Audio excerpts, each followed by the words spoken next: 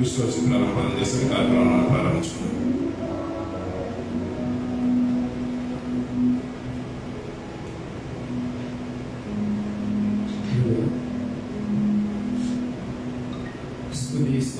స్తోత్రం అయినా ప్రభావ పరిశుద్ధుడ మహాగణుడ గొప్పదేవుడా నీకు వందనాలు స్తోత్రాలు చెల్లిస్తున్నాను తండ్రి. ఇదిగో ప్రభావ గడిచిన దినంలన్నీ ప్రభావ మీరు ఎక్కడ చాటున నాయన తండ్రి నన్ను మమ్మను క్షేమకరంగా నాయన మీరు కాపాడి కాచి రక్షించినటువంటి దేవానికి స్తోత్రం నాయన. ఏమో తండ్రి గడిచిన వారం నుండి తండ్రి ఇప్పటిదాకా నా ప్రభావం మీ సన్నిధిలో కాపాడుతూ వచ్చిన దేవానికి స్తోత్రాలు ఆయన. ఇటు దినం నా ప్రభావ ఈ బైబిల్ స్టడీ కార్యక్రమాన్ని తన దేవ ప్రారంభించుకుని తండ్రి మీరు తోడి సహాయం దయచేయనైనా ఈ కార్యక్రమం అంతటిలోనైనా నీ కృప నుంచి తండ్రి మర్యాదగా క్రమంగా జరుగుటకునైనా మీరు సహాయం దయచేయండి తండ్రి. దేవానికి స్తోత్రం నైనా పదేళ్ళ ప్రభావాన్ని విడికి ఎందరో రాలేకపోయిన ప్రభావ మార్గ మధ్యలో ఉంటున్నానైనా మీరు తోడండి తండ్రి క్షేమకరంగా నడిపించండి. దేవానికి స్తోత్రం అయినా సకాలంలో తండ్రి సమయానికి మీరు నడిపించండి. దేవానికి స్తోత్రం అయినా సహాయం దయచేయండి తండ్రి. రాజానికి వందనాలు స్తోత్రాలునైనా తండ్రి ప్రభావ కార్యక్రమం అంతట్లోనైనా మీ కృపణించండి నైనా. ప్రారంభం మొదలుకొని తండ్రి ముగింపు వరకునైనా తండ్రి ప్రతి ఘట్టంలోనైనా మీరు తోడండి సహాయం దయచేయండి తండ్రి. దేవానికి స్తోత్రం అయినా ప్రభావ నిదాసుడు వాక్యం బోధించడం తండ్రి మీరు తోడండి సహాయం దయచేయండి. ప్రతి ఒక్కరికి నేను విని కలిగించి గ్రహించే మనస్సును జ్ఞానమును నభశక్తి మాకు అందరికీ మీరు దయచేయండి. దేవానికి స్తోత్రమైన తండ్రి పాటలు పాడుచున్న చక్కని స్వరములు మీరు దయచేయండి. దేవానికి స్తోత్రమైన రాజానికి వందనాలు స్తోత్రాలు చెల్లిస్తూ తండ్రి. ఈయన ప్రవాహితమున సమయమంతా ప్రభావ అన్యాస్తాలకు చెప్తూ యేసుక్రీస్తు పరిశుద్ధ నామమున ప్రార్థించి అడిగి వేడుకుంటున్నాను.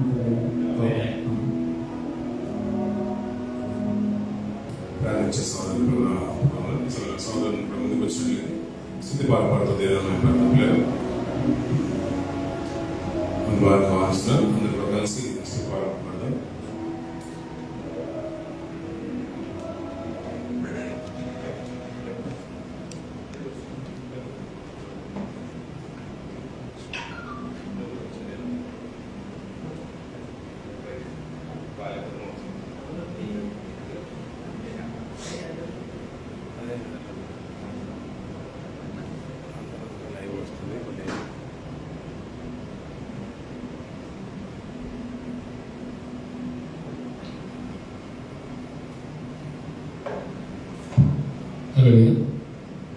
పాటల పుస్తకంలో నుంచి 218వ పాట సంఖ్య మరియు పాట పాడచ్చు. దేవుని నామాన్ని మహిమపరచు.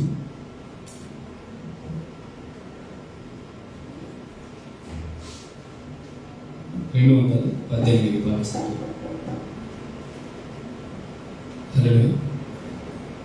నిత్యం స్తుతించిన నీ రుణము తీర్చలేను, సమస్తం నీకిచ్చిన నీ త్యాగము మరువలేను. రాజా రాజా రాజా రాజాది రాజువు నీవు, దేవా దేవా దేవా దేవాది దేవుడవు. రాజా రాజా రాజా రాజాది రాజువు నీవు, దేవా దేవా దేవా దేవాది దేవుడవు. నిత్యం స్తుతించిన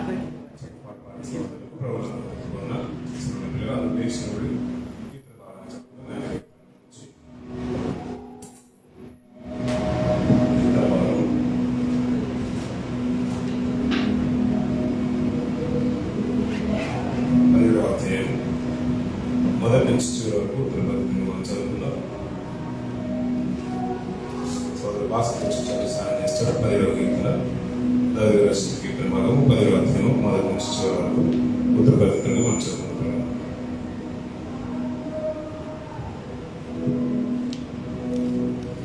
కీర్తనల గ్రంథం 17వ అధ్యాయం మొదటి నుండి చివరి మటుకు ఉత్తర ప్రతిగా చదువుతాం. యెహోవా న్యాయమును ఆలకించుము, నా మొర్ర అంగీకరించుము, నా ప్రార్థనకు చెవియొగ్గుము, అది కపటమైన పెదవుల నుండి వచ్చినది కాదు. నీ సన్నిధి నుండి నాకు తీర్పు వచ్చిన కాక నీ కనుదృష్టి రాత్రి వేళ నీవు నన్ను దర్శించి నా హృదయమును పరిశీలించితివి, నన్ను పరిశోధించితివి, నీకు ఏ దురాలోచనయో కానరాలేదు. నా నోటి మాట చేత నేను అతిక్రమింపను. మనుషుల కార్యముల విషయమైతే బలాత్కారులు మాత్రం తప్పించుకున్నట్టే నీ నోటి మాటను బట్టి నేను కాపాడుకొని ఉన్నాను. నీ మార్గముల యందు నా నడకలను స్థిరపరచుకొని ఉన్నాను, నాకు కాలు జారలేదు. నేను నీకు మొరపెట్టుకుని ఉన్నాను. దేవా, నీకు నేను అంతరవిషయలు నాకు చెవి పోయిన మాట ఆలకించు. నీ శరణు చూసిన వారిని వారి మీదికి లేచి వారి చేతిలో నుండి నీ కుడి చేత రక్షించువాడా. నీ కృపాతిశయములను చూపుము. ఒకడు తన కనుపాపను కాపాడుకున్నట్లు నన్ను కాపాడము, నన్ను లయపరచగోరు దృష్టులను పోగొట్టి కాపాడము. నన్ను చుట్టుకొను నా ప్రాణ శత్రువుల చేత చిక్కకుండాను నీ రెక్కల నీడ క్రింద నన్ను దాచుము. వారు తమ హృదయంలో కఠినపరుచుకొని ఉన్నారు, వారి నోరు గర్వంగా మాట్లాడరు. మా అడుగు జాడలను గుర్తుపట్టి వారప్పుడు మమ్ము చుట్టుకొని ఉన్నారు, మమ్మను నేలను కూల్చుటకు గురి చూచుచున్నారు. వారు చీల్చిలకు ఆగ్రపడి సింహములను చాటైన స్థలంలో కొంచెం పొదవ సింహములను ఉన్నారు. యెహోవా లెమ్ము, వానిని ఎదుర్కొని వానిని పడగొట్టుము, దుష్టుడి చేతుల నుండి నీ ఖడ్గం చేత నన్ను రక్షింపుము. లోకుల చేతుల నుండి ఈ చీకటి కాలంలోనే తమ పాలు పొందిన ఈ లోకుల చేతుల నుండి నీ హస్తబలం చేత నన్ను రక్షింపుము. ఎవరి దానములతో వారి కడుపు నింపుచున్నావు. వారి కుమారులు కలిగి పుట్టినందురు తమ ఆస్తిని తమ పిల్లలకు విడిచిపెట్టరు. నేనైతే ఎదిగినవాడని నీ ముఖ దర్శనం చేసేదను. నేను మేల్కొన్నప్పుడు నీ స్వరూప దర్శనములో నా ఆశను తీర్చుకొను. ఇంతటితో పడుకోవాలి. చదివి సాయం చేసిన సోదరికి ప్రభుత్వం లేదా ప్రార్థించుకొని వాక్యాలలో వల్ల గతించిన 2 వారాల్లోనూ ఈ వారంలో గత పోయిన వారం అంత ముందు వారం చెప్పబడిన పాఠ్యాంశంలో నుంచి సోదరుల నుంచి ప్రశాంత్ గారు కానీ ప్రభాకర్ గారు కానీ సోదరు విష్ణు గారి ముఖ్యంగా ఎవరైనా సిద్ధపడిన వాళ్ళు ముందుకు వస్తారు. ప్రార్థించుకుని వాక్యాల మీద తమను జాబ్ వచ్చిన వాక్యం ప్రార్థిస్తారు. తదనంతరం ముందు వాక్యాలు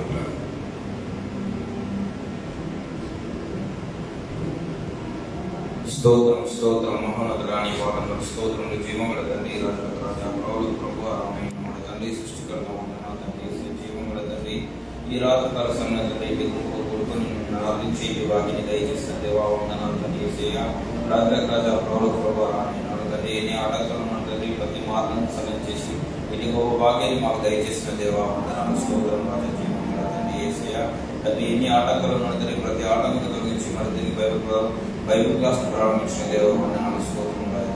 తండ్రి, ఈ పనిలో కూడా నీ వినేదాన్ని ఏ బోధుతుండగా వాక్యాన్ని తండ్రి మేము వినేదాన్ని విడిచిపెట్టే వారం కాకుండా దాన్ని విన్న వాక్యాన్ని జీవించుకున్న తండ్రి వేస్తుందని తండ్రి దాని వాక్యానుసార జీవితం మేము జీవించాలని మీ సాహిత్యం మాకు దయచేయమని నీకు ముందు జరుగు కార్యక్రమం నీకు మాత్రం మేము కర్మలు జరగాలని సమయం దయచేయము. అసలు ఏ శిక్షణ అడగలుగుతున్నాను తండ్రి.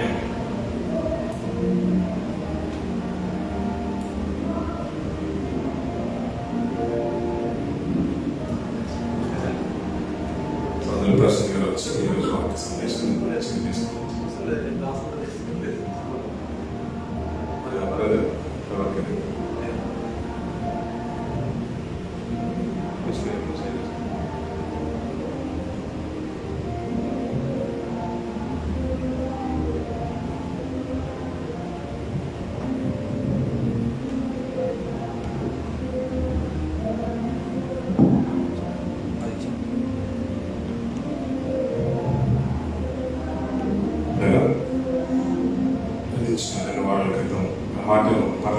మాట్లాడవచ్చు.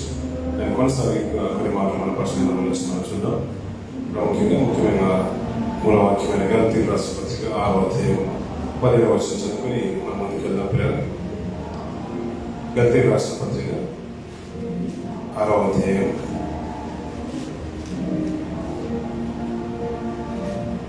10వ వచనం చదువుతున్నాను.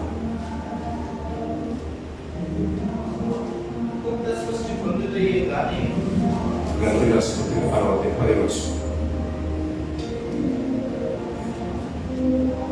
6:10.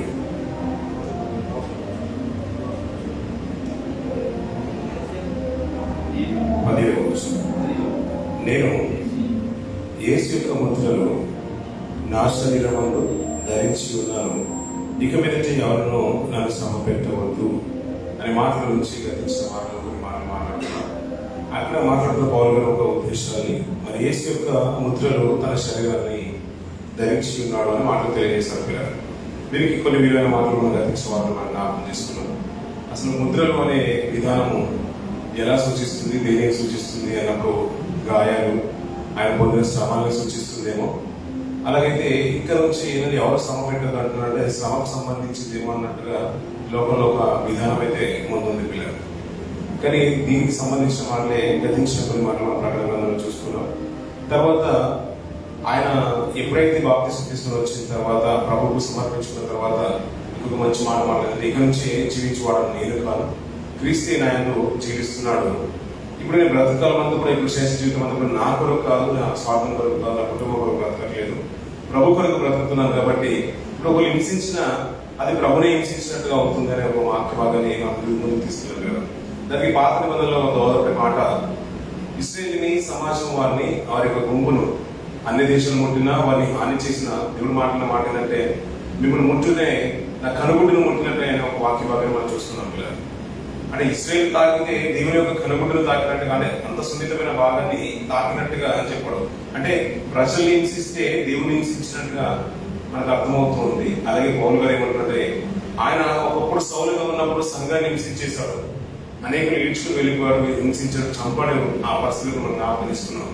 అయ్యా సంఘాన్ని హింసించిన ఆయన ఒక రోజున పట్టబడిన తర్వాత ప్రభు యేసు దర్శనం వెలుగురుగా కలిగిన తర్వాత నువ్వు ఎవడవు అన్నప్పుడు నువ్వు హింసించిన యేసును అనే ఒక వాక్య భాగాన్ని కూడా మనం జ్ఞాపనిస్తున్నాం. అంటే హింస అనేది సంఘాన్ని హింసించిన, తన ప్రజలను హింసించిన, అది ఎలా వెళ్తుందంటే దేవునికి ఒక బాధగా వేదనగా ఆయన వేధించినట్టుగానే ఉంటుంది. ఎందుకంటే ప్రజలు నా కొరకు బ్రతుకుతున్నారని ఆ వాక్య భాగాన్ని ఆధారం చేసుకుని ఇశ్రాయేలు ఎవరు హింసించినా, ఎవరు తాకినా దేవుని ప్రజలు ముట్టినట్టుగానే మిమ్మల్ని ఒక ముద్రణ ఉంగరంగా నేను గుర్తించాలని ఇశ్రాయేలు గురించి గొప్పగా దేవుడు మాట్లాడుతూ వస్తారు. అలాగే తన కొరకు బ్రతికే ప్రజలందరూ కూడా ఒక ఆత్మ చేత దేవుడు ముద్రించేసాడు, పరిశుద్ధాత్మ చేత. ఎప్పుడైతే బాప్తిస్మం తీసుకొని లోకంలో నుంచి దేవుళ్ళకి వస్తున్నారో తన ప్రజలను గుర్తిస్తున్నాడు. అందుకని ఆత్మను సంచకారం వహించేశాడు. ఇక్కడ నుంచి బ్రతుకాలంలో కూడా ఎవరైతే నా కొరకు బ్రతుకుతున్నారో మీరు పొందే శ్రమలైనా హింసలైనా అది మీరు పొందుతున్నట్టు కాదు, నేను పొందుతున్నట్టుగానే. అందుకని మీకు ఆత్మను మేము ముద్రించేశాను అని ఒక మార్గాన్ని మనం జ్ఞాపకం చేసుకోవడం కాదు. ఇలాంటి ముద్రలు ప్రకటనలో మనకు చాలా కనబడుతూ ఉంటాయి. దేవుడు ముద్రించిన ముద్రలు కనబడుతుంటాయి. అలాగే అపదేవుడు కూడా ఒక మాటలు కొన్ని మాటలు మనం చూస్తున్నాం. దానికి కొనసాగింపుగానే కొన్ని మాటలు చూసుకునే కదా ప్రకటన గ్రంథం 9వ అధ్యాయం 4వ వచనం, అలాగే 14వ అధ్యాయం 11వ వచనం కూడా చూసుకొని ముందుకెళ్దాం పిల్లలు. 9వ అధ్యాయం 4వ వచనం, మరియు నొసలయందు దేవుని ముద్ర లేని మనుషులకే తప్ప భూమిపైన గడ్డికైనను ఏ మొక్కలకైనను మరి ఏ వృక్షముకైనను హాని కలుగ చేయకూడదని వాటికి ఆజ్ఞ ఇయ్యబడిన అంటున్నారు. చాలా సందర్భాల్లో ప్రకటన గ్రంథంలో పిల్లల ప్రతిదీ కూడా ఇది భవిష్యత్తే అన్న ఉద్దేశంతో కాకుండా కొన్ని సందర్భాలు ప్రకటన అంటే ఆయన యోహాను గారు బాప్తిస్మం, అంటే యోహాను గారు పద్మాస ద్వీపంలో పరదేశంలో యోహాను గారు ఆంశిష్లో ఒకరైన ఆయన రాస్తున్న లేఖనాలు అంటే ప్రతిదీ కూడా ఒక ఉదాహరణతో పోల్చినట్టుగా, వస్తువుతో పోల్చినట్టుగా, జంతువులతో పోల్చినట్టుగా, మేఘాలతో పోల్చినట్టుగా, ఆకాశంతో పోల్చినట్టుగా, మెరుపులతో పోల్చినట్టుగా ఎక్కువగా రూపకాలంకారంలోనే పొందుపరచబడుతుంది. ప్రతిదీ మనకర్థమైన రీతిగానే పొందుపరచడానికి ఎక్కువ ఉంది. ఇందులో జరిగిపోయిన సందర్భాలు కనబడుతుంటాయి, జరుగుతున్న సందర్భాలు కూడా కనబడుతుంటాయి, జరగాల్సిన సందర్భాలు కూడా కనబడుతుంది. అంటే కంప్లీట్ గా ఇది భవిష్యత్తు గ్రంథం అనే ఒక ముద్ర కాకుండా ఇది జరిగిన సందర్భాలు కూడా సూచిస్తున్న కాలం మనకు తెలుస్తుంది పిల్లలు. ఆయన ఒక ఉన్న ప్రాంతం ఏంటంటే ఒక చేత హింసించబడుతూ చెరువులోనికి వెళ్ళిపోతున్నాడు, అంటే బందీగా వెళ్తున్నాడు. తాను కాసిన సంఘాలకి పత్రికలు రాస్తూ జరుగుతున్న సందర్భాలను తెలియజేస్తూ, జరగాల్సిన సందర్భాలను కూడా తెలియజేస్తూ, జరిగిపోయిన వాటిని కూడా తనకంటూ చివరిగా ఒక ప్రకటన వేసి దాన్ని ముద్రించను అంటాడు, దాన్ని ముగించేశాడు. దీంతో ఏది కలపొద్దు, ఇక్కడ నుంచి ఈ గ్రంథం తర్వాత ఏది ఆడి చేయవద్దు, దీంట్లో నుంచి ఏది తీసుకుని మళ్ళీ వేరేగా చూడొద్దు అనే ఉద్దేశాన్ని చివరిలో మనం చూస్తూ ఉంటాం. ఇక్కడ ఒక మంచి మాట ఏంటంటే, దేవుని ముద్ర లేని మనుషులకే తప్ప భూమిపై ఉన్న గడ్డికైనను ఏ మొక్కలకైనను మరి ఏ వృక్షముకైనను కలుగ చేయకూడదు అన్నాడు. అంటే ఇప్పుడు మనం ముద్ర ఏం కనబడుతుందంటే దేవుని కంటే ఒక సైన్ కనబడుతుంది. ఆ ముద్ర మరి నొసల మీద ఉంటుందంట. ఆ నొసల మీద ఉంటే, ఆ ఫోరెడ్ మీద ఉంటే అలాంటి ముద్ర కలిగిన మనుషులకి తప్ప భూమి మీద ఏ విషయంలో కూడా హాని చేయకూడదని ఒక ఆజ్ఞ వచ్చేస్తుంది. ముద్ర అనగానే మనకు కనిపించే ముద్రలే కాదయ్యా, గతించిన దినం మనం జ్ఞాపకం చేస్తున్నాం. ఒక కంపెనీ కంటే ఒక సీల్ ఉంటుంది, ఒక స్టాంప్ ఉంటుంది. అలాగే గవర్నమెంట్ కూడా ఒక సీల్ ఉంటుంది. కంపెనీ సరౌండింగ్ ఏరియా ఎవరు రాబోతుంది, ఇది సీజ్ చేయబడిందని గవర్నమెంట్ వారు ఒక ముద్ర వేసిన తర్వాత దాన్ని ఎవరు తీయడానికి వీలేదు. అంటే దాన్ని చూస్తేనే మనకు అర్థమైపోతుంది ఇది ఫలానా కేసు నడుస్తుందో, ఇక్కడ కోర్టు వారు పోలీసులు సంబంధించిందో మనకు అర్థమైపోతుంది. మనం కొన్ని బ్లాంక్ పేపర్ కానీ మనం ఏదైనా లెటర్ పర్మిషన్ లెటర్ అడిగినప్పుడు కంపెనీస్ వారు ఒక సీల్ వేసి ఇస్తారు. స్టాంప్ లేనిది దానికంటే ఒక వ్యాలిడిటీ ఉండదు. ఆ స్టాంప్ మీద వారికి గుర్తింపు ఉంటుంది పిల్లలు. కానీ గుర్తింపు అనే వారికి నొసల మీద దేవుడు నొసల మీద ముద్ర వస్తుందని కాదు పిల్లలు. గతించిన దినాల్లో మనం జ్ఞాపకం చేస్తున్న మాట ఏంటంటే, కోవిడ్ టైంలో చాలా మంది వ్యాక్సిన్ వేసుకున్నారు. వ్యాక్సిన్ వేసుకున్న వారికి ఇది దేవుని యొక్క ముద్ర, ఈ సాతాను ముద్ర, ఇది 666 దాని భాగం అంటే వారు ఇలాంటి 3 ఇంజక్షన్లు 3 డోసులు తీసుకుంటున్నారు. ఇలా అనేకమైన మాటలు వచ్చేసి నొసల మీద ఉండే పిల్లలు మనకు ఆలోచన ఇక్కడ నుంచి ప్రారంభమవుతుంది. అలాగే కొన్ని మాటలు ప్రకటన అదే ప్రకటన 14వ చూసి మాటలు చూద్దాం పిల్లలు. 11వ వచ్చిన పిల్లలు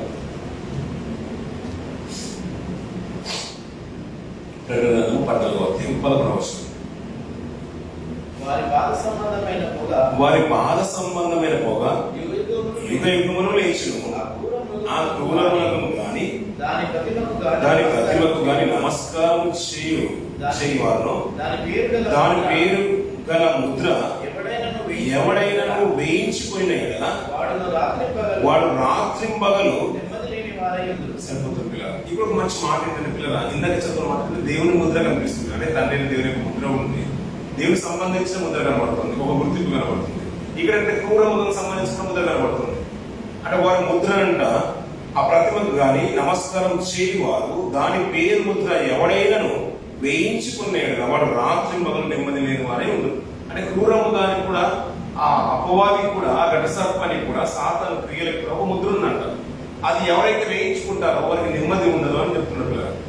మనకు క్రియల వలన ఎవరు ఎలా ఉంటున్నారో మనకు తెలిసిపోతుంది. ముద్ర అనేది లిటరల్ గా అక్షరార్థంగా చూస్తే మనకు అర్థమయ్యేది కాదు పిల్లలు. మనకు కనిపించదు సాతాను ముద్ర.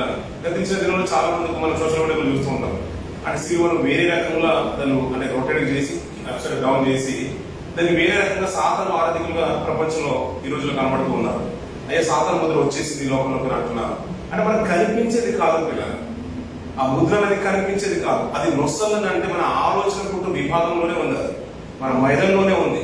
ఎక్కడైతే ఆలోచన పుడుతుందో దాని క్రియల వలన మనం సాతాను సంబంధికులమా దేవుని సంబంధికులమా తెలిసిపోతుంది, ఇట్లా తెలిసిపోతుంది.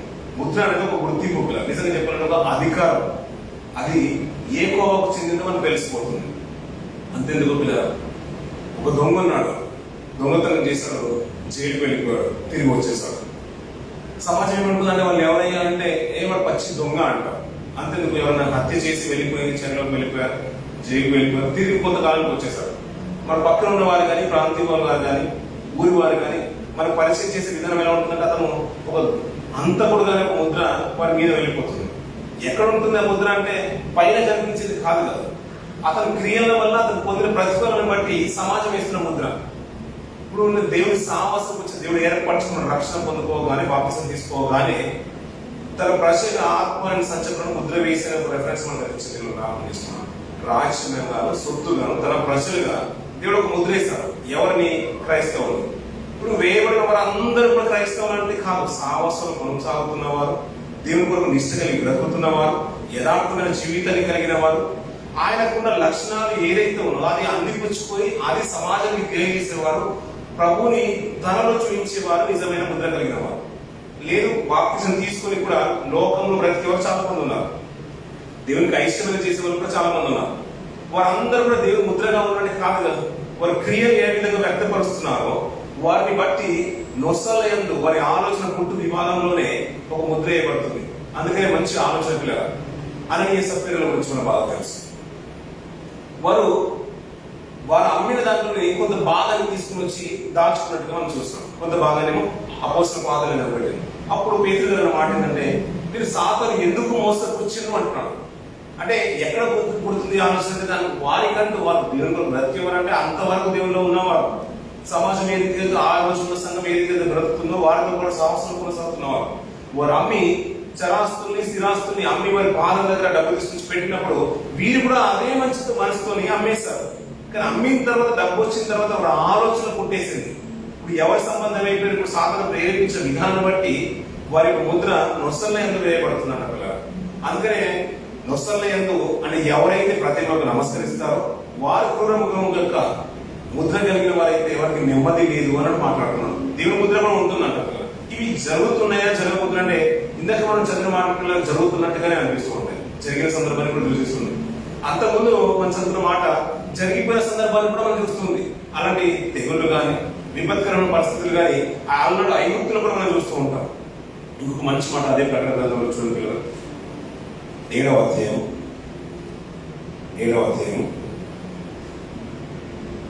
1 నుంచి 3 వర్షాలు చూద్దాం పిల్లలు. 4వ వర్షం. అటు తర్వాత భూమి యొక్క 4 దిక్కులలో 4 దేవతలు నిలిచి ఉండి భూమి మీదనైనను సముద్రం మీదనైనను ఏ చెట్ల మీదనైనను గాలి వీచకుంటున్నట్లు భూమి యొక్క 4 దిక్కుల వాయువులను పట్టుకొని ఉండగా చూచితిని. మరియు సజీవుడకు దేవుని ముద్రగల వేరొక దూత సూర్యోదయ దిశ నుండి పైకి వచ్చిన చూచితిని. భూమికిని సముద్రమునకు హాని కలుగ చేయుటకై అధికారం పొందిన ఆ 4 దూతలతో ఈ దూత మా దేవుని దాసులను వారి నొసలయందు ముద్రించు వరకు భూమికైనను సముద్రముకైనను చెట్లకైనను ఆయన చేయవద్దని బిగ్గరగా చెప్పినట్టు.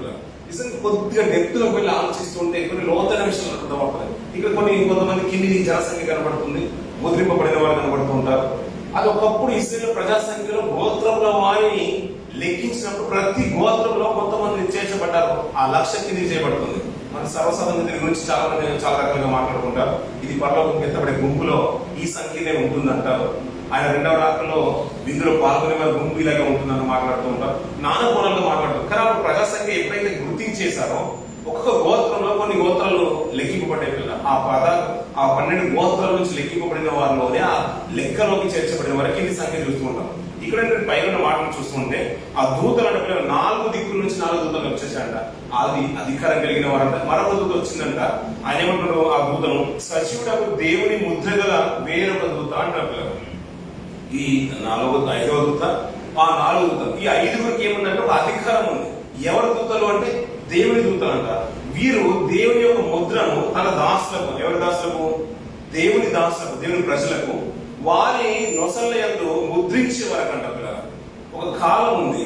ఆ ముద్రను తీసుకుని వచ్చే వరకంట అక్కడ పిల్లలు మా దేవుని మేమంట ఆ దూతలు మాట్లాడుతున్న మాట, మేము మా దేవుని దాసులను వారి నొసలయందు ముద్రించే వరకు భూమికైనను సముద్రంకైనను చెట్లకైనను హాని చేయవద్దని బిగ్గరగా చెప్పేశారు పిల్లలు. ఆ దూతలు పలుకుతున్నాయి, మేము మా దాసులను అంటే దేవుని యొక్క దాసులను, దేవుని బ్రతికించే వారిని, అలాగే దేవుని కొరకు బ్రతకాలనే ఒక ఉద్దేశం కలిగిన వారిని ఆయన ముద్రను వారి నొసలయందు ముద్రించే వరకు భూమికి కానీ ఆకాశం కానీ చెట్లకు కానీ ఏ హాని తలపెట్టము అని దూత పలుకుతున్న సందర్భం. ఇది ఎలా ఉందంటే పిల్లల ప్రతిది కూడా మనం అక్షరార్థంగా ఆలోచిస్తే ప్రతిది కూడా కాదు, రూపకలంకరంలో ఉంది. ఇప్పుడు ఇది ఈ సందర్భాన్ని మనం మనసులో పెట్టుకుంటే ఇంకొకప్పుడు జరిగిపోయిన సందర్భాన్ని సూచిస్తుంది. వారి ఇస్రాయేల్ ఐగుప్తులో ఉన్నప్పుడు వారికి చాలా తెగులు వచ్చేసాయి పిల్లలు. వారికి వచ్చినవే కావు అంటే ఐగుప్తు ప్రాంతంలో వచ్చిన తెగుల గురించి మాట్లాడుతున్నాం. తన ప్రజలు పక్కన పెట్టి మరి అంటే వారు ఆ దారాన్ని కట్టుకున్నప్పుడు కూడా జరిగిన సందర్భాలు మనం బాగా తెలుసు. అది ఎలా సూచిస్తుందంటే అలా దారం లేదు కదండి అనే మాటలు కాదు. అంటే ఆ భావాన్ని అర్థం అవడానికి ఇతరున్న సందర్భం వేరు, ఇతరున్న స్థితి వేరు. ఎక్కడున్నాడు? చెరలో ఉన్నాడు, అంటే జైల్లో ఉన్నాడు, అది పర్పస్ దీపంలో ఉన్నాడు. అతనికి వేరే ఆస్కారమే లేదు మాటలు మాట్లాడడానికి కానీ ప్రకటించుకునే భావ ప్రకటన కానీ అక్కడ లేదు. సంఘానికి జరిగిన సందర్భాలను సూచిస్తున్నాడు, సంఘానికి జరగబోయే సూచన కూడా తెలియజేస్తున్నాడు. ఇప్పుడు జరుగుతున్న ప్రస్తుత పరిస్థితులు కూడా ఆ 7 సంఘాలకి పత్రికలు రాస్తూనే ఉన్నాడు. అయ్యా దేవుడిచ్చిన దర్శనాన్ని ఆ రోజు జరిగిన సందర్భాలు కూడా తెలియజేస్తున్నాడు. అది నా నొసల్లో ముద్రించే వరకు, అంటే ఒక తనకంటూ బ్రతికే వారిని నెమ్మది పొందించే వరకు కానీ, తనకంటూ బ్రతికే వారికి శాంతంగా వారు ఒక సేఫ్టీ పొజిషన్ ఉండే వరకు కానీ ప్రపంచంలో ఆ రోజున భూమిలో ఆ ప్రాంతంలో ఏ హాని కలగజేయడం అనుకుంటారు. ఇది జరిగిపోయిందా జరగాల్సిందంటే పిల్లలు మనకి ఇట్టే అర్థమైపోతుంది. పిల్లలు సమారూపంతో వచ్చిన సందర్భాన్ని కూడా మనం జ్ఞాపకం చేస్తాడు. మనసులో ఉంటుకుంటే ఐగుప్తులో జరిగిన ప్రతి తెగులు కూడా కనుక ఉంటే ఇశ్రాయేలు కాకుండా ప్రతిదీ కూడా ఐగుప్తు ప్రజలు జరిగినట్టుగా మనకు అర్థమవుతూ ఉంటుంది. అంటే తన ప్రజలు ఎలా ఉందంటే వారు తన ప్రజలు ఎలా గుర్తింపబడ్డారని వారికంటే ఒక ముద్ర లేదు అక్కడ. అంటే వారి నొసల్లోనే ఉంది దేవుని ప్రజలు వారి గుర్తింపు వారి నొసలో ఉంది. అది నొసలేదు వారు ముద్రించారంటే స్టాంప్ తీసుకొచ్చి సీరియస్ కాదు కదా పిల్లలు. పౌలు గారు మాట నేను ముద్రించుకోబట్టి ఉన్నాను, నా శరీరం ఉన్నట్టు పౌలు గారు ఒక స్టాంపు లేదు. కానీ నేను జీవించేది ప్రభు వారు కాబట్టి, నన్ను నేను సమర్పించుకున్నాను కాబట్టి, ఇప్పుడు శేష జీవితం అంతా ప్రభుకే కాబట్టి నన్ను హింసిస్తే దేవుని హింసించినట్టుగానే ఒక సైన్ చెప్తున్నాడు. నిజంగా దేవుని ముద్ర అంటే ఒక అధికారము దూతలు పొందుకొని వచ్చేసినట్ట. ఆ నలుదిక్కుల అంటే ఐగుప్తు భూభాగం అంతా కూడా కొన్ని శ్రమలు వచ్చేసి, తెగులు వచ్చేసి, తన ప్రజలు కాకుండా వచ్చేసి, తన ప్రజలను ఎలా వచ్చిందంటే వారికంటే ఒక గుర్తింపు ఉంది, దేవుని కంటే ఒక గుర్తింపు ఉంది. అయ్యా వారికంటే ఒక ముద్ర లేదు కదని కాదు, తన ప్రజగా వారు అంగీకరింపబడ్డారు, ఎన్నుకోబడ్డారు. వారు కాకుండా అనేకమైన తెగుళ్ళు ఇశ్రాయేలు ప్రజలు అనేకుల్ని హింసించేసిన సందర్భంలో కూడా తెలుసు. అందరూ పిల్లల ఆ వచ్చిన తెగుళ్ళు కానీ వచ్చిన బోధన కానీ అంటే సమర దూత కానీ తన ప్రజలకు కాకుండా, తన దేవుని కొరకు బ్రతికే తన దాసులను కాకుండా, దేవుని కొరకు మృతింపబడిన వారిని కాకుండా ఐగుప్తులు హింసించే సందర్భం మనం బాగా తెలుసుకున్నాం. ఇది ఇలా ఉంటే పిల్లరా దేవుని కొరకు ఒక అధికారాన్ని సూచిస్తుంది, ఒక గుర్తింపు అనేది. అపవాది కూడా ఒక ముద్ర ఉందన్నాడు, ఇందాక క్రూరమృగం కూడా ముద్ర ఉందంట. ఆ ప్రతిగా నమస్కరించేవారు, వారిలో ఆలోచించేవారు. అంటే అది ఎక్కడైతే ఆలోచన పుడుతుందో అక్కడే తనకంటూ ముద్రించుకుంటే పిల్లలు. మరి దేవుని కొరకు బ్రతికే వారిని ఎలా తెలియబడుతుందంటే లక్షణాలను బట్టి. పౌలు గారు ఒక మంచి మాట మాట్లాడు కొరింథీయులకు రాసిన పత్రిక 11వ వచనంలో, మొదటి కొరింథీయులకు రాసిన పత్రిక 11వ అధ్యాయం మొదటి వచనం పిల్లలు, 11వ అధ్యాయం మొదటి వచనం. నేను క్రీస్తును పోలి నడుచుకున్న ప్రకారము మీరును నన్ను పోలి నడుచుకుని అంటే పిల్లలు. ఇది బాగా సుపరిచితమైన మాట కదా పిల్లలు. ఈయన ఎవరిని పోలి నడుచుకుంటున్నాడంట? పౌలు గారు బాప్తిసం తీసుకున్న వెంటనే నేను పరిచర్యకు ఆయన కొరకు బ్రతకాలని నిశ్చయించుకున్న వ్యక్తి బాప్తిసం పొందుకోగానే తన పాపాలను కడుక్కున్న తర్వాత ఆయన ఒక నిష్ట కలిగి బ్రతుకుతున్నాడు. ఎలా బ్రతుకుతున్నాడంటే దేవుని కొరకే బ్రతకాలనుకుంటున్నాడు. బ్రతుకుతా క్రీస్తు అన్నాడు. చావైనా లాభం, ఎందుకంటే ఆయనతో ఉండే సుఖమైన జీవితం, ఇక అంతకు మించి మాకు లేదు, ఇది ఒక్కర్లేదు అని బ్రతుకుతున్నాడు. ఇక బ్రతుకుతూ ఉన్న విధానంలో ఎలా అయిపోయిందంటే మార్పులో నేను ఇక పూర్తిగా ప్రభువునే అనుకరిస్తున్నాను. ఆయన మంచి లక్షణాలన్నీ కూడా పాటిస్తున్నాను. ఆయన ఏదైతే మాదిరి చూపించి వెళ్ళాడో దాన్నే పాటిస్తున్నాను. ఒకవేళ మీరు ఏమైనా ఫాలో చేయాలనుకుంటే, ప్రభుని ఫాలో చేయాలనుకుంటే, ఆయన లక్షణాలు ఏదైనా మీరు అనుసరించాలనుకుంటే నన్ను చూసినా కానీ ప్రభు యొక్క లక్షణాలే కనిపిస్తాయని సంగతి తెలియజేస్తున్నాడు. అంటే అంతగా పౌలు గారు ప్రభుని అనుకరించారంటే అంతగా అనుకరించేశారు. అలా కొన్ని విషయాలు మనం ఆలోచిస్తుంటే ప్రభుకున్న లక్షణాలు ఏంటో పౌలు గారు కూడా అదే లక్షణాలు కొన్ని తీసుకొని వస్తుంటాడు. మన కొన్ని పత్రికల్లో చూద్దాం పిల్లలు. ఫిలిప్పీయులకు రాసిన పత్రిక, కొలస్సీయులకు రాసిన పత్రికలో కొన్ని విలువైన మాటలు భక్తులు రాస్తూ ఉంటాడు. ఫిలిప్పీయులకు రాసిన పత్రిక చూసుకొని ముందుకు పిల్లల. ఫిలిప్పీయులకు రాసిన పత్రిక 2వ అధ్యాయం 6వ వచనం 7వ వచనం చూద్దాం పిల్లల. 8వ వచనం వరకు. ఆయన దేవుని స్వరూపము కలిగిన వాడై ఉంది, దేవునితో సమానంగా ఉండుట విడిచిపెట్టకూడని వాక్యమని ఎంచుకోలేదు కానీ మనుషుల పోలికగా పుట్టి దాసుని స్వరూపము ధరించుకొని తను తానే రిక్తునిగా చేసుకునెను. మరియు ఆకారమందు మనుషుడిగా కనబడి మరణము పొందునంతగా, అనగా శిలువ మరణము పొందనంతగా విధేయత చూపిన వాడే తను తాను తగ్గించుకునేను అంటున్నాడు. అంటే పౌలు గారు చెప్తున్న మాటలు ఏంటంటే నేను క్రీస్తుని పోలి నడుచుకున్నాను అన్నాడు కదా. ప్రభు ఎలా పోలి నడుచుకున్నాడు ఈ లోకంలో అంటే మనం ఎన్నో మాటలు మనం వింటూ ఉంటాం. సుపరిచితుల మాటల నుంచి హెబ్రీ గ్రంథంలో మాట్లాడుతుంటాం. ఆయన శరీరధారిగా ఉన్నప్పుడంట మహారోదనంతోనూ కన్నీళ్లతోనూ ప్రార్థనలు యాచనలు సమర్పించి భయభక్తులు కలిగి ఉన్నందున ఆయన అంగీకరింపబడి అంటాడు. అంతేకాదు ఆయన ఈ లోపలికి వచ్చినప్పుడంట దేవుడితో విడిచిపెట్టకూడని భాగ్యమని ఎంచుకోలేదు. కానీ ఇక్కడ ఉన్నాము దేవుడి చిత్తాన్ని చేయడమే అదే గొప్ప భాగ్యం అని ఇక్కడికి వచ్చి తను ఎలా తగ్గించుకోవడం మాట్లాడుకోవచ్చు పిల్లలు. ఆకారమంతా మనుషులుగా కనబడి మరణము పొందినంతగా అనగా శిలువ మరణం పొందినంతగా విధేయత చూపిన వాడై తను తాను తగ్గించుకున్నాడు. ఆయన కూడా లక్షణాల్లో 2-3 లక్షణాలు బయటకు వస్తున్నాయి. అక్కడ విడిచిపెట్టుకోవడాని భాగాన్ని నేను పరలోకంలో ఇంత పొజిషన్ నేను ఎందుకు విడిచిపెట్టుకోవాలని అనుకోలేదంట. దేవునితో సమానంగా బ్రతికే స్థితి ఉంది. తన బాహువుగా కుడిపార్శ్వన కూర్చున్నాడు. ఇది విడిచిపెట్టుకుంటే నా స్థానం ఏమైపోతుంది అనుకోలేదంట. అది విడిచిపెట్టుకుని వచ్చేసాడు. కానీ ఇక్కడ ఎలా ఉన్నాడంటే విధేయత ఉందంట. ఇంకోటి ఏంటంటే తగ్గింపు ఉందంట. ఆయనకున్న లక్షణాలు తెలియజేస్తున్నాడు. ఇప్పుడు దేవుడు బ్రతికే వాళ్ళు మనకు కనిపించే ముద్రలో మన ఆలోచన విధానంలో ఎలా ఉండబోతున్నట్టు దాని లక్షణాలు బట్టి అర్థమవుతుంది. పౌలు గారు ఏమంటే నేను పౌలు గారిని నేను ఆయన ముద్రలన్నీ కూడా నా శరీరం ధరించుకున్నానంటే సేమ్ ఆయనకున్న స్టాచ్యూ ఏదైతే ఉందో ప్రభు యొక్క రూపం ఏదైతే ఉందో తన ముఖం మీద కానీ చేతుల మీద కానీ శరీరం మీద ముద్రించుకునేది. ఆయన లక్షణాలన్నీ కూడా పౌలు గారిలో కనిపించేస్తున్నాయి. ఆయన ఎలాగైతే ఉన్నాడో ఆయన విధేయత చూపిన వాడంట, తగ్గింపు స్వభావం కలిగిన వాడంట. ఇలాంటి మాట మనకు చాలా కనబడుతూ ఉంటాయి పిల్లలు. ఇప్పుడు మాట కూడా చూద్దాం పిల్లలు. కొలస్సీయులకు రాసిన పత్రిక 1వ అధ్యాయం 24వ వచనం చూద్దాం పిల్లలు. ఇప్పుడు మీ కొరకు నేను అనుభవించుతున్న శ్రమలయందు సంతోషించు సంఘమును ఆయన శరీరం కొరకు క్రీస్తు పడిన పాటలు మృదువైన వాటి యందు నా వంతు నా శరీరమందు సంపూర్ణం చేయించున్నాను అంటారు. ఇందాక మనం చదువుకున్న మాట ఏంటంటే ఫిలిప్పీయులకు రాసిన పత్రికలో ఆయన తను తాను తగ్గించుకొని అనగా శిలువ మరణం పొందే రీతిగా తగ్గించేసుకున్నాడంట. విధేయత చూపాడంట, తగ్గించుకున్నాడంట. అదే విధేయత తగ్గింపు శ్రమ పొందే విధానము పౌలు గారిలో చూస్తున్నాం. ఎలా ఉందంట ఇక్కడ చూడండి. నేను అనుభవించిన శ్రమలు ఎందు అంటాడు. అంటే దేవుడి కొరకు ఆయన శ్రమలు అనుభవిస్తుంటే ప్రభునేశ్వర వారు అలాంటి శ్రమలే నన్ను నేను తగ్గించుకొని ప్రభు కొరకు అనుభవిస్తున్నాను అంటున్నాడు. కొద్ది ముందుకు వచ్చిన పిల్లలు అదే కొలస్సీయులకు రాసిన పత్రిక 3వ అధ్యాయం 12వ వచనం నుంచి కొన్ని మాటలు చూద్దాం. కాగా దేవుని చేత ఏర్పరచబడిన వారు అనే సంఘానికి తెలియజేస్తున్నాడు, క్రైస్తవులకు తెలియజేస్తున్నాడు. పరిశుద్ధులను ప్రియులైన వారికి తగినట్లు మీరు జాలిగల మనస్సు, దయాళుత్వమును, వినయమును, సాత్వికమును, దీర్ఘశాంతమును ధరించుకుని అంటున్నారు. ఇందాక మనం ప్రభులో చూసిన లక్షణాలు ఆయన ప్రేమ స్వరూపి పిల్లలు. ప్రేమ విషయంలో ఆయన గురించి మనం అంత వేరే మాట లేదు కదా పిల్లలు. తగ్గింపు విషయం అంటే ఆయన శిష్యుల పాదాలు పడిన సందర్భాన్ని మనం చూస్తూ ఉంటాం. అంతేకాదు దానికంటే గొప్పది ఆయన నిత్యత్వాన్ని విడిచిపెట్టుకుని సర్వమానవాళికి వచ్చే సందర్భాన్ని మనం జ్ఞాపకం చేసుకుంటూ ఉంటాం.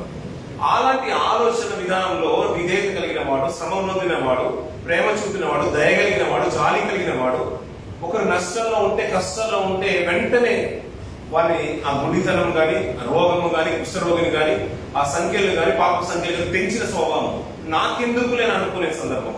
అలాంటి లక్షణాలు పౌలు గారు అంతిపుచ్చుకొని నేను క్రీస్తుని పోలే నడుచుకుంటున్నాను. ఆ ముద్రలన్నీ కూడా నా మీద అంటే ఆ లక్షణాలన్నీ కూడా పౌలు గారిలో కనబడుతున్నాయంట. నేను అలాగే ఉన్నాను, ప్రభువును చూస్తూ ఉన్నాను అనుకుంటున్నాను కదా, నన్ను చూసిన అలాంటి లక్షణాలు వస్తాయి కాబట్టి నన్ను పోలి నడుచుకోమంటున్నాడు. ఇంతకీ ఏం అనుభవిస్తున్నానంటే నేను ప్రభు కొరకు శరీరంలో నా శరీరంలో శ్రమలు అనుభవిస్తున్నాను. అలాంటి స్వభావం ఎలాంటి స్వభావం ఉందో అలాంటి స్వభావం సంఘానికి మీకు కూడా తెలియజేస్తున్నాను. ఎలాంటి లక్షణాలు కావాలంటున్నాడంటే జాలిగల మనస్సు, దయాళుత్వము, వినయము, సాత్వికము, దీర్ఘశాంతము ఇవి ధరించుకోమంటున్నాను. ఎలా ధరించుకుంటారంట? క్రీస్తును బాప్తిసం తీసుకుని అంగీకరించగానే మనం క్రీస్తును ధరించుకున్న వారము అనే మాట మనం వింటూ ఉంటాం కదా పిల్లలు. ఆ స్వభావం అంతా కూడా ఒక్కసారి మనలోకి రావాలంటున్నాడు. అందుకనే ఆత్మను సంచకరువుగా ఇచ్చేసారు అంటాడు. మిమ్మల్ని ఆత్మ మీద మేము ముద్రించింది అంటాడు. ఆ మాట కొంచెం పిల్లలు గతించిన మనం చదువుకున్న మాట ఎఫెసీయులకు రాసిన పత్రిక 1వ అధ్యాయం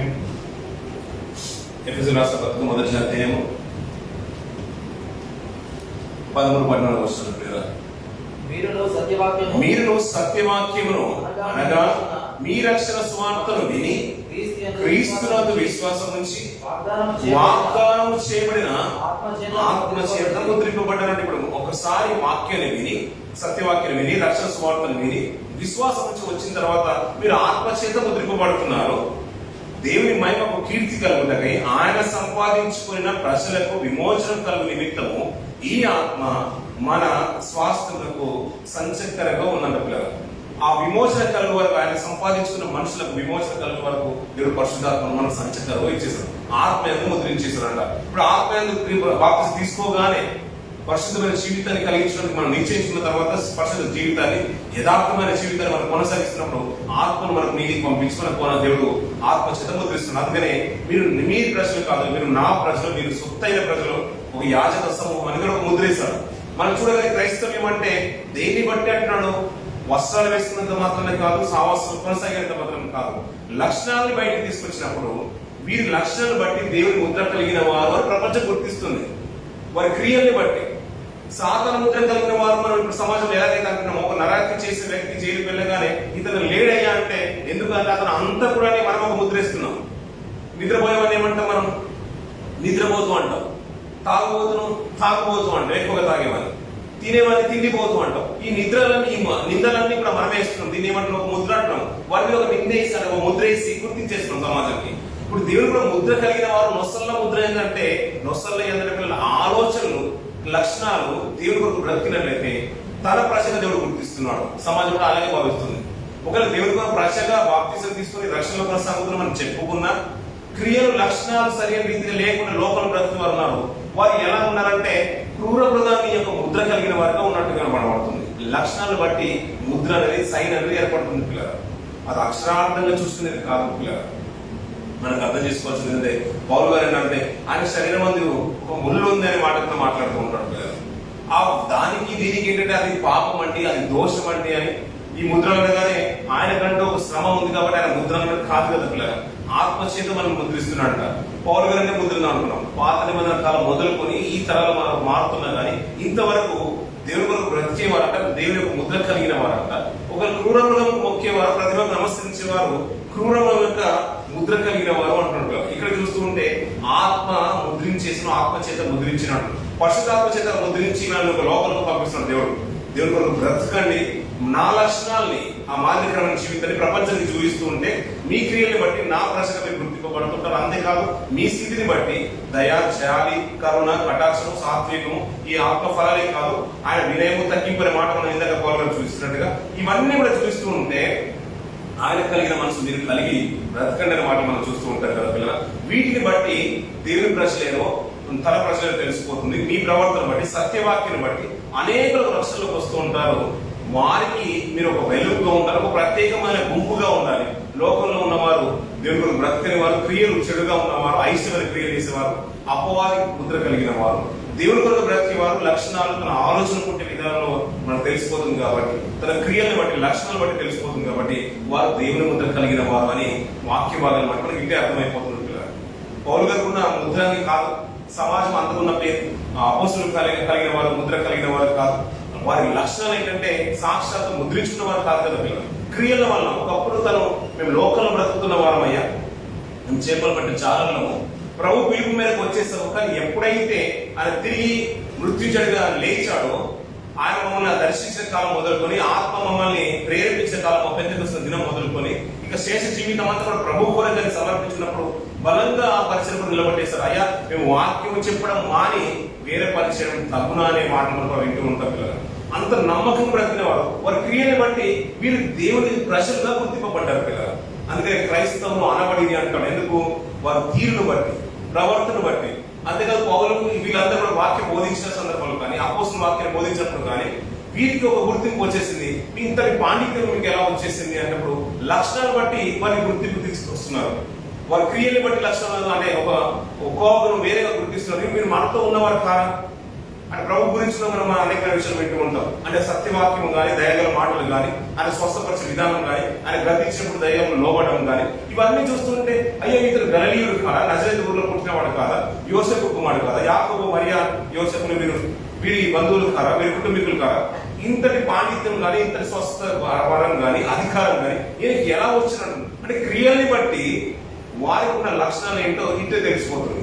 దైవికంగా బ్రతుకుతున్న కుటుంబాన్ని బట్టి వీరు దేవుని సంబంధులని, క్రియలను బట్టి, లక్షణాలు బట్టి లోకంలో సాతాను క్రియలు నెరవేర్చి ఉన్నారు. దొంగతనం కానీ, వ్యభిచారం కానీ అయిష్టమైనది ఏదైతే ఉందో దేవునికి నచ్చండి, బైబిల్కి వ్యతిరేకమైనది జరిగించే ప్రతిదీ కూడా ఆ క్రూర మృగానికి ముద్రించేవారు, నమస్కరించేవారుగా వారి కనుక వేరే భావం ఉంది. కానీ దేవుడి ఇచ్చిన భారం ఏంటంటే, అయ్యా మీరు రక్షణ పొందుకుంటున్నారు కదా, సత్యవాక్యం విన్న తర్వాత రక్షణకు వస్తున్నారు కదా, వచ్చిన వెంటనే మిమ్మల్ని ఆత్మచేత దేవుడు ముద్రించేస్తున్నాడు. దానికి తగినట్టుగా బ్రతికినట్లయితే ఇవన్నీ కూడా ఆత్మఫలాన్ని మీరు సంపాదించుకోండి. ఈ లోకంలో చూస్తుంటే మీ ప్రవర్తన బట్టి, మీ స్థితిగతులు బట్టి అనేకులకు రక్షణ కలుగుతుంది. దీన్ని బట్టి ప్రభు యొక్క మనస్తత్వం మీద ప్రజలు తెలుసుకుంటారు, రక్షణలోకి వస్తుంటారు, ఆయన వాళ్ళని ఆకర్షిస్తారనే విషయాన్ని అందుని బట్టే మనల్ని సమాజంలో దేవుడు ఉంచుతున్నాడు. అంతే కదా, లేకుంటే ఎప్పుడో తీసుకుని వెళ్ళిపోయి ఆ నిత్యత్వంలో ఉంచుకోవాలి. తనకు అక్కర్లేదు అనుకోండి, ఈ లోకంలో ఉన్న ప్రజలు తనకు అక్కర్లేదు అనుకోండి.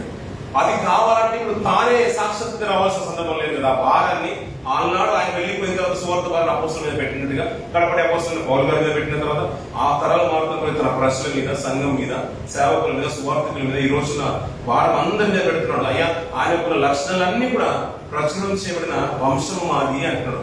ఏర్పరచబడిన యాజక సమూహం మాది.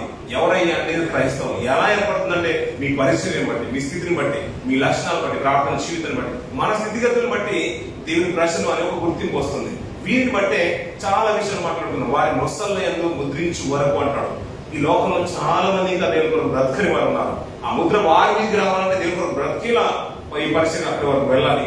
ఆ భారాన్ని మనం కూడా కలిగి బ్రతుకుదాం పిల్లలు. ఈ స్వార్థ భారాన్ని కలిగి మనం కూడా బ్రతుకుదాం. కాలను వెలుగుచ్చుదాం.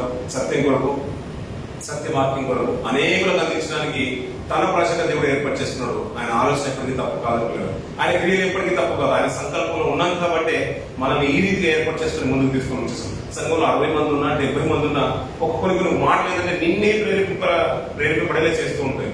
నువ్వెందుకు రావాలంటే దేవుని సంకల్పంలో ఉన్నావు కాబట్టి ప్రత్యేకంగా దేవుడు ఒక గుంపును ఏర్పాటు చేసుకుంటారు. అలాడా ఇందరికి చూసిన మాటలు ప్రకటన 7వ అధ్యాయం చూస్తూ ఉంటాం. ఆ గుంపు నుండి ఎప్పుడైతే లెక్కించారో ఆ సమూహాన్ని దేవుడు ప్రత్యేకంగా ఏర్పాటు చేస్తున్నారు.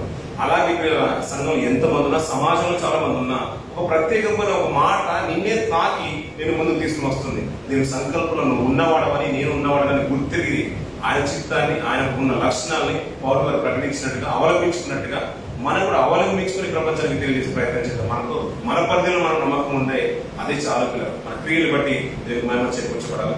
అటు రీతిగా మన జీవితంలో కొనసాగితే కొద్ది మాటలు దేవుడు దీన్ని ఆశ్రయించింది కాక. ఆమేన్. లేచి నిలబడదాం. కార్యక్రమాన్ని ప్రార్థన దేవుడు ప్రార్థించిన తర్వాత మేము ప్రార్థన చేసుకుందాం. దేవుడు సోదరులు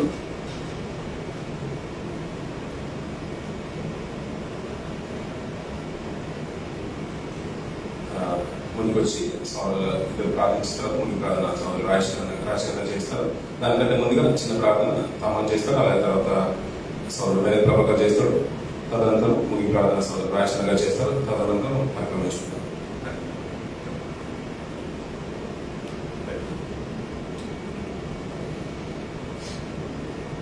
మమ్మల్ని మెగ్గిగా ప్రేమించిన మా పేపర్లకు తండ్రి పరిశుభ్రంగా మీకు వందనములు. బైబిల్ చదివి నడిపించిన వారందరినీ తీర్చండి. ఇంకా ఎవరైతే రాలేదో వాళ్ళు చాలా మంది నాకు తెలిసిన వారికి సహాయం చేయండి. వాళ్ళకి టైం దొరికేటట్లు సహాయం చేయండి జీసస్. మరి ఇప్పుడు మేము కడప ప్రార్థన నుండి ముగింపు ప్రార్థన వరకు వచ్చినాం జీసస్. మరి మాకు సహాయం చేయండి. మేము ఈరోజు ఏదైతే విన్నామో, వాక్యం విన్నామో, మేము దాన్ని బాగా అర్థం చేసుకొని మేము మళ్ళీ నెక్స్ట్ వీక్ చెప్పేటట్లు సహాయం చేయండి. బాగా ప్రిపేర్ అయ్యేటట్లు సహాయం చేయండి. ఇచ్చిన ప్రార్థన సుభాషణ పెట్టుకుంటున్నాం తండ్రి.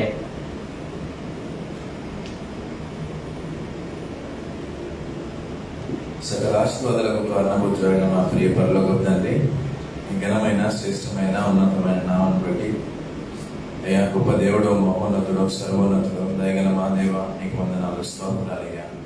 జీవుల తండ్రి, నిత్యుడవు తండ్రి, సమాధానకర్త దేవా నీకు వందనాలు. సజీవులుగా ఉన్నామంటే కేవలం నీ కృప, నీ కనికరము, నీ ప్రేమే నాయన. ప్రభువా ఈ రీతిగా మమ్మల్ని నిలబెట్టుకుని ప్రభా మరొకసారి ఈ యొక్క బైబిల్ క్లాస్లో కూడుకున్న విధానం బట్టి నీకు వందనాలు.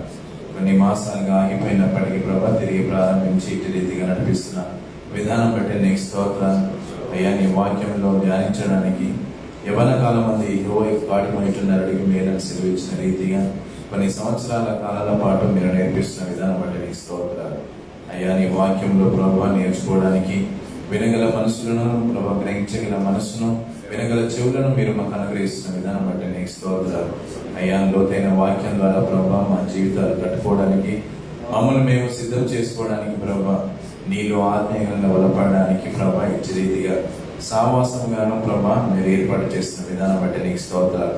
ఇంతవరకు నీ దాసుడు విత్తిన ప్రతి మార్చను బట్టి నీకు వందనాలు. అవునయ్యా, ఇదిగో నా తండ్రి ప్రభు అపోస్తలుడైన పౌలు రీతిగా నా తండ్రి ప్రభా, ఇదిగో నా తండ్రి ఎన్నో సంఘాలు కట్టి ప్రభా మీకు మాదిరికరంగా ప్రభా తాను ప్రభా మీరు ఎటు రీతిగా వ్యక్తినిగా చేస్తున్నారో అలాంటి బాటలో నేను నడవాలని ప్రభా అపోస్తలుడైన పౌలు చెప్పినటువంటి ప్రతి మాటను ప్రభా దాసుని వివరించిన విధానం బట్టి నీకు స్తోత్రాలయ్యా. ఇదిగో నా తండ్రి ప్రభా నీ యొక్క ముద్రను, నీ వాక్యం అనే వెలుగులో మేమందరం జీవించడానికి, అలాంటి జీవితాన్ని మేము కొనసాగించడానికి ప్రభా ఎంతో మంది భక్తులను మీరు మా ముందు పెడుతుంటున్నారు. అలాంటి జీవితాన్ని ప్రభా మేము జీవించడానికి కృప చూపండి, మీ సహాయతను అనుగ్రహించండి, నీ సన్నిధి మాకు తోడుగా ఉంచమని ప్రార్థిస్తుంటున్నాను. అయ్యా నీకు వందనాలు, స్తోత్రాలు.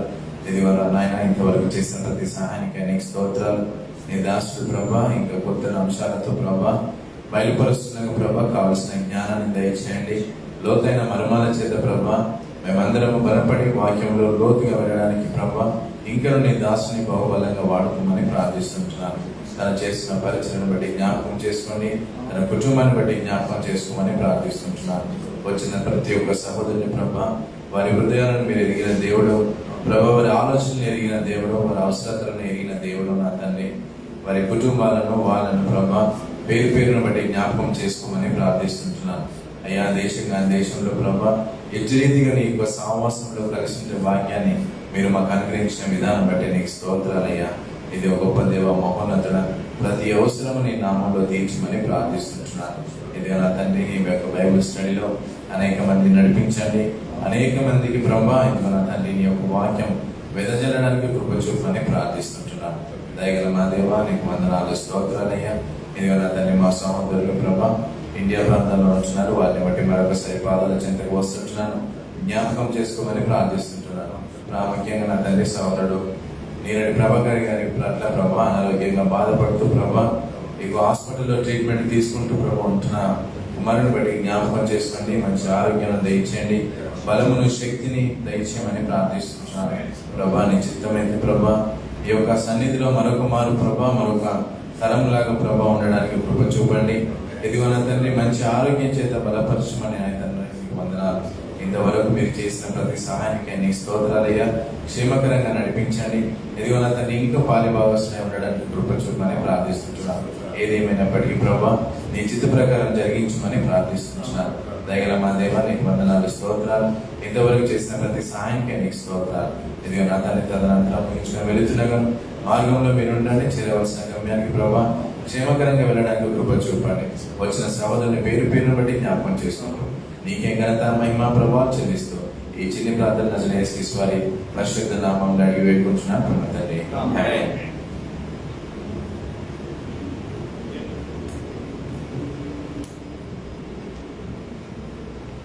ప్రార్థన చెప్పుకున్న పిల్లలు అందరూ కలిసి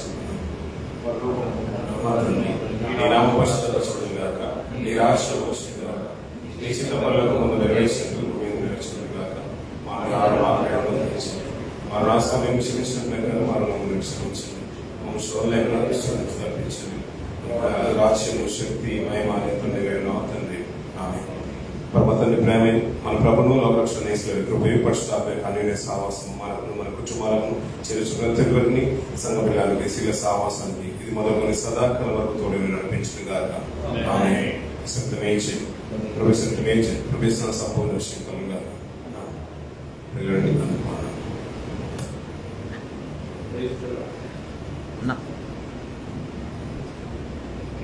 ఫినిష్